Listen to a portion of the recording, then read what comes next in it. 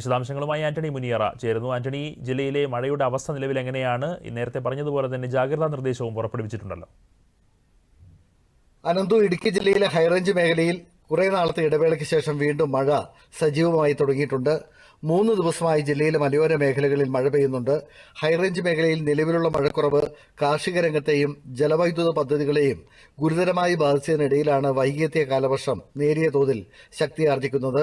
അടുത്ത 4 ദിവസങ്ങളിൽ ജില്ലയുടെ മലയോര മേഖലകളിൽ മഴയുണ്ടാകുമെന്നാണ് കാലാവസ്ഥാ കേന്ദ്രത്തിന്റെ മുന്നറിയിപ്പ്. ജില്ലയിൽ കനത്ത മഴ സാധ്യത മുൻനിർത്തി ഓറഞ്ച് അലർട്ട് പ്രഖ്യാപിച്ചിട്ടുണ്ട്. ഒറ്റപ്പെട്ടയിടങ്ങളിൽ അതിശക്തമായ മഴ പെയ്യാൻ സാധ്യതയുണ്ടെന്നാണ് കാലാവസ്ഥാ നിരീക്ഷണ കേന്ദ്രത്തിന്റെ മുന്നറിയിപ്പ്.